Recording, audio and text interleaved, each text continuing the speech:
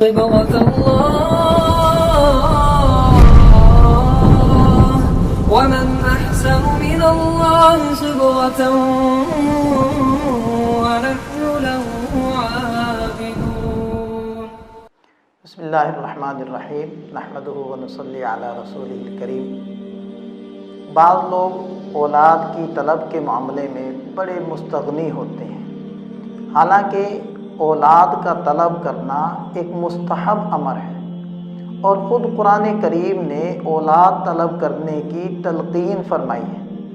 لہذا ارشاد فرمایا فالآن باشروہن وابتغوا ما کتب اللہ لکم، کہ رمضان المبارک کی راتوں میں جب مقاربت کو جائز قرار دیا گیا تو ارشاد فرمایا کہ وابتغوا ما کتب اللہ لکم، اب تم اس مجامعات اور مقاربت کے نتیجے میں جو اللہ تعالیٰ نے تمہارے لیے اولاد مقدر فرمائی ہے اس کو طلب کرو. اور اکثر مفسرین یہی فرماتے ہیں کہ یہاں ما کتب اللہ لکم سے مراد نیک صالح اولاد ہے. ایسے ہی علامہ ابن حجر عسقلانی رحمہ اللہ وہ ایک مرفوع حدیث لائے ہیں کہ نبی پاک صلی اللہ علیہ وسلم نے ارشاد فرمایا کہ اطلب الولد والتمسوا، اللہ سے نیک صالح اولاد طلب کرو، اس لیے کہ نیک اولاد دل کا ثمر اور آنکھوں کی ٹھنڈک ہے، اور بانج عورت سے بچو. ایسے ہی حضرت معقل ابن یسار رضی اللہ عنہ کی روایت ہے کہ ایک صاحب حضور نبی کریم صلی اللہ علیہ وسلم کی خدمت میں حاضر ہوئے، عرض کرنے لگے یا رسول اللہ، ایک بڑی حسب نسب والی خوبصورت عورت ہے، میں اس سے نکاح کرنا چاہتا ہوں، البتہ وہ بانج ہے، اولاد کے قابل نہیں ہے. تو آپ علیہ السلام نے اس سے نکاح کرنے سے منع فرمایا. ان صاحب نے دوسری مرتبہ پھر پوچھا، آپ علیہ السلام نے دوسری مرتبہ پھر منع فرمایا.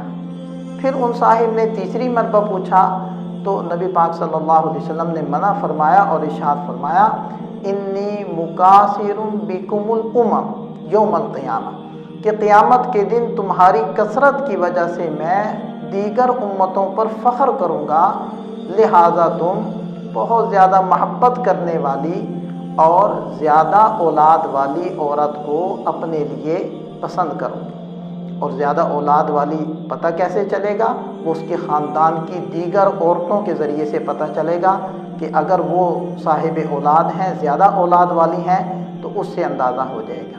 ایسے ہی حضرت سلمان بن یسار رضی اللہ عنہ کی روایت ہے کہ تم میں سے بہترین عورتیں وہ الولود الودود، جو خاوند سے بہت زیادہ محبت کرنے والی اور زیادہ صاحب اولاد ہیں.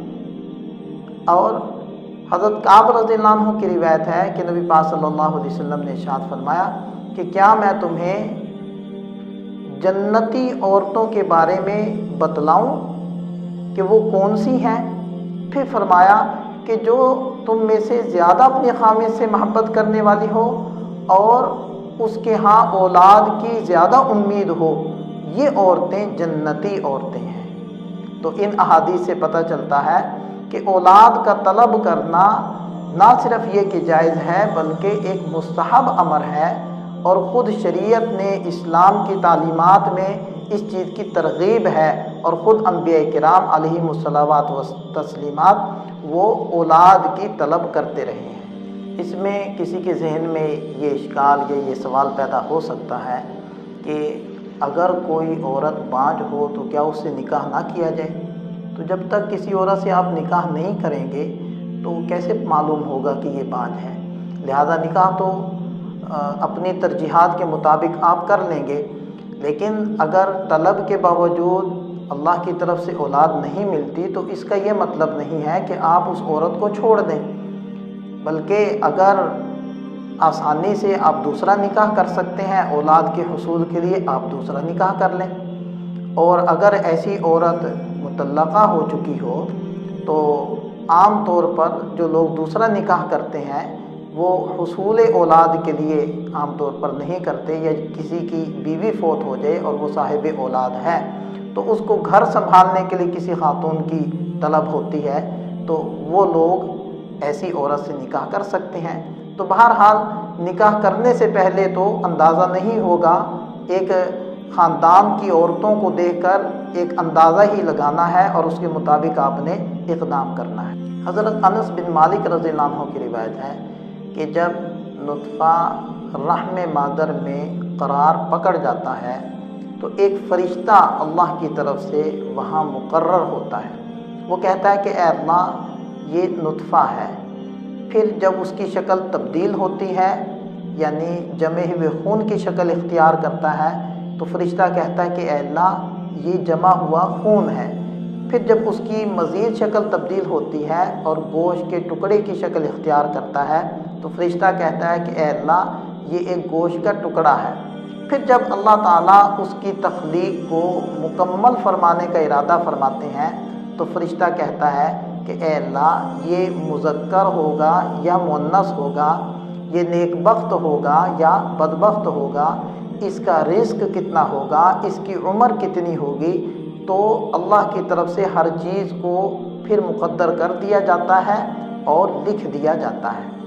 تو گویا کہ بچے کی پیدائش سے پہلے ہی اس کی عمر، اس کا رزق اور اس کا نیک بخت اور بدبخت ہونا لکھ دیا جاتا ہے۔ اللہ تعالیٰ ارشاد فرماتے ہیں وَيَعْلَمُ مَا فِي الْأَرْحَامِ کہ اللہ خوب جانتے ہیں جو کچھ رحم مادر میں ہے۔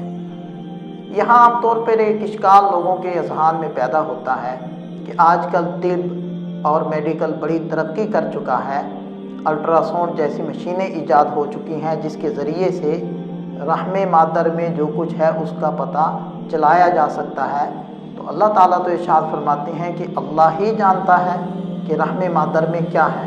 تو اس بات کو تھوڑا سا سمجھنے کی ضرورت ہے۔ ایک ہے ما فوق الاسباب اور ایک ہے ما تحت الاسباب۔ علم غیب کسے کہتے ہیں؟ علم غیب کہتے ہیں جو ما فوق الاسباب ہو، یعنی اسباب کے بغیر، اسباب کے واسطے کے بغیر علم ذاتی، وہ اللہ تعالیٰ کا علم ہے، وہ علم غیب ہے۔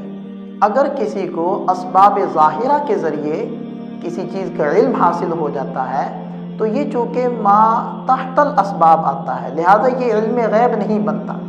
مثال کے طور پر سائنسدان وہ سورج کا حساب لگا کر بتلاتے ہیں کہ فلانی تاریخ کو اتنے بج کر اتنے منٹ پر سورج گرہن ہوگا یا چاند گرہن ہوگا، یا آپ گھڑی کے ذریعے سے وقت معلوم کر لیتے ہیں۔ تو یہ اسباب کے ذریعے سے آپ علم حاصل کر رہے ہیں۔ جو علم اسباب سے حاصل ہو وہ علم غیب نہیں ہوتا۔ دوسری بات کہ الٹراساؤنڈ تو کچھ لوگ کرواتے ہیں، کیا ساری دنیا کے بارے میں آپ بتلا سکتے ہیں کہ کس کے بطن میں مذکر ہے اور کس کے بطن میں مؤنث ہے؟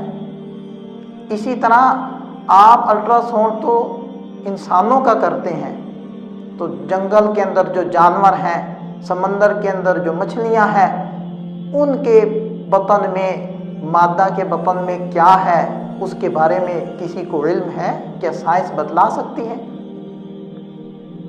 اور ان اسباب کو پیدا کس نے کیا؟ یہ مشینری کس نے بنوائی؟ انسان کے ذریعے سے اللہ تعالیٰ نے بنوائی۔ تو اسباب بھی اللہ تعالیٰ نے انسانوں کو مہیا کی۔ پھر آپ ان مشینوں کے ذریعے سے یہ تو بتلایا جا سکتا ہے، اگرچہ بسا اوقات اس میں غلطی بھی واقع ہو جاتی ہے کہ بچہ ہے یا بچی ہے، لیکن کیا اس مشین کے ذریعے سے یہ بتلایا جا سکتا ہے کہ یہ بچہ نیک بخت ہوگا یا بدبخت ہوگا، طویل العمر ہوگا یا قصیر العمر ہوگا، وہ تنگ دست ہوگا یا مالدار ہوگا، اس کا رزق کتنا ہوگا، وہ کہاں وفات پائے گا اور کس حالت میں وفات پائے گا؟ ظاہری بات ہے کہ ان میں سے کسی بات کا علم کسی مشین کے ذریعے سے ممکن نہیں۔ تو اللہ تعالیٰ کا علم کامل ہے اور ہر جزئی کا علم، ہر ذرے کا علم اللہ تعالیٰ کو ہے۔